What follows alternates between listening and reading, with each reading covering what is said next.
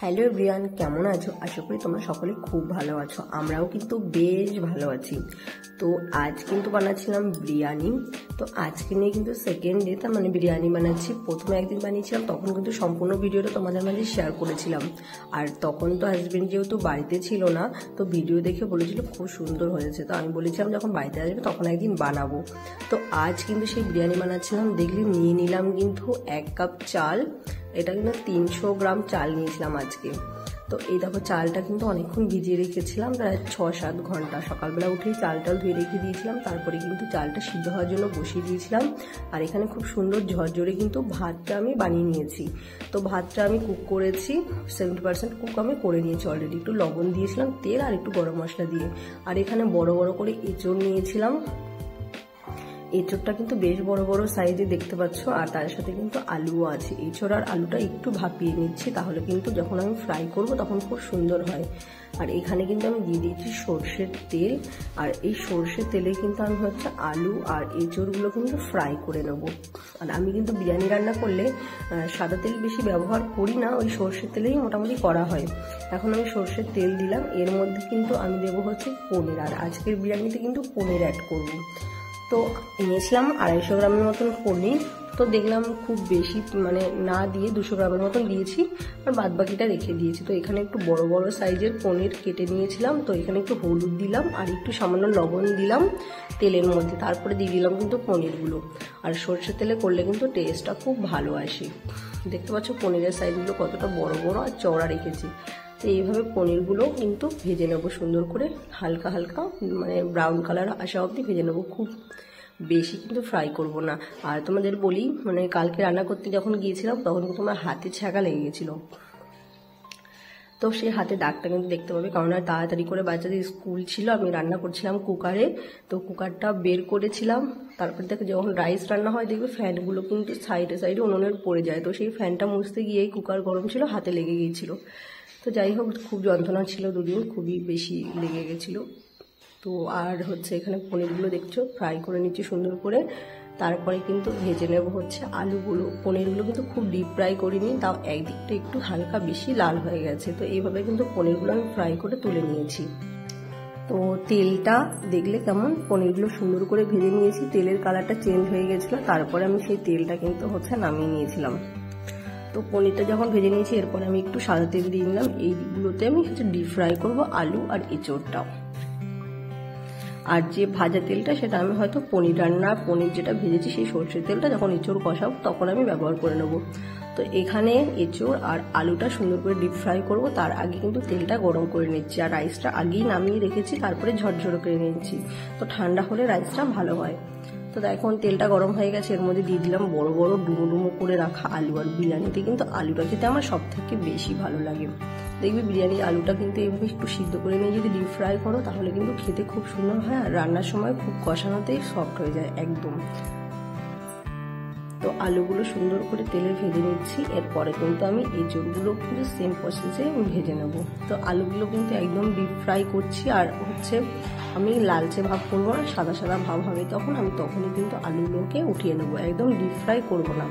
আর আজকের আলুটাও কিন্তু আমি বড় বড় নিয়েছি। আর এই বিরিয়ানিতে কিন্তু চন্দ্রমুখী আলু দিলে কিন্তু খেতে আরো ভালো লাগে, বালি বালি হয়ে আলুগুলো আর তাড়াতাড়ি খুব সুন্দর কিন্তু সিদ্ধ হয়ে যায়।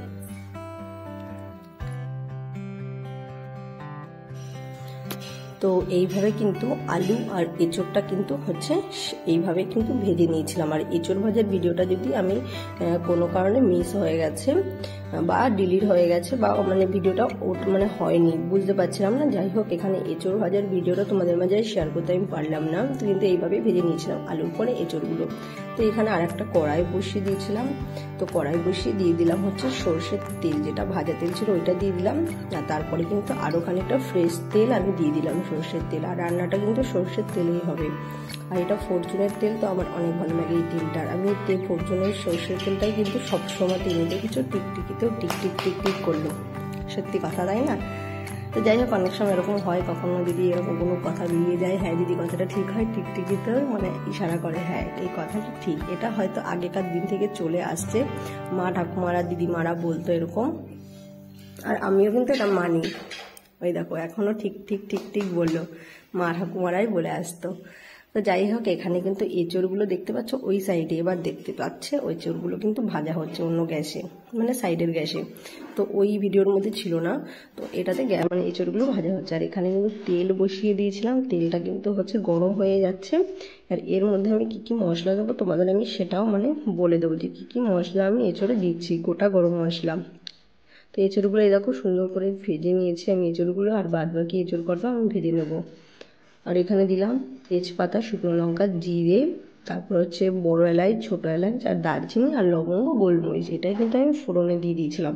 তারপরে দিয়ে দিলাম সুন্দর কালারের জন্য, যাতে এঁচড়ে সুন্দর কালারটা আসে তার জন্য চিনিটা যখন তেলের মধ্যে দেওয়া হয় খুব সুন্দর কিন্তু একটা কালার ছাড়ে। তাছাড়া কিন্তু আমি কোনো রকমের রং বা কালার মানে লঙ্কার গুঁড়ো হয় না যে কালারিং, ওইটাও কিন্তু আমি ব্যবহার করি না।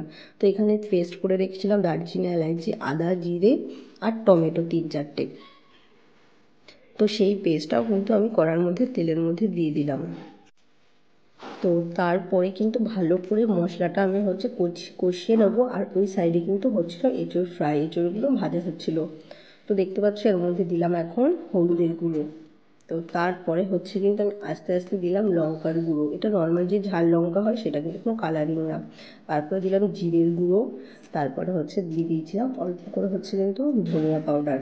আর এই মশলাই কিন্তু আমি ব্যবহার করি, তাছাড়া কিন্তু এক্সট্রাভাবে কোনো আলাদা কোনো মশলা ব্যবহার করি না। এতেই কিন্তু বিরিয়ানির স্বাদ কিন্তু অনেক সুন্দর হয়। তো দেখলাম লঙ্কার গুঁড়ো সামান্য পরিমাণ কম লাগছে, তারপরে কিন্তু আরেকটু বেশ খানিকটা লঙ্কার গুঁড়ো দিলাম, কেননা হচ্ছে বিরিয়ানিটা একটু স্পাইসি না হলে কিন্তু একদমই ভালো লাগে না। আগের দিন যেটা রান্না করেছিলাম সেটা একটু দেখলাম একদম ফিকা ফিকা হয়ে গেছিলো। তারপরে মশলা অনেকক্ষণ ধরে কষিয়েছি, 10-15 মিনিট ধরে ঢেকে দিয়েছি। আর এরকম কালার কিন্তু এসছে, এখন তেলগুলো কিন্তু উপরে চলে এসছে সুন্দর করে। তো মশলা কষানোর উপরে নির্ভর করে কিন্তু যে কোনো রান্না, যত ভালো মশলা কষানো হবে তত ভালো কিন্তু রান্নার স্বাদ হবে। সে যে কোনোই সবজি হোক না কেন, তুমি ডাঁটা সবজি রান্না করবে, ওর মধ্যে যদি আদা জিরে দিয়ে ভালো করে না কষানো হয় তাহলে কিন্তু একটা কাঁচা একটা গন্ধ আসে।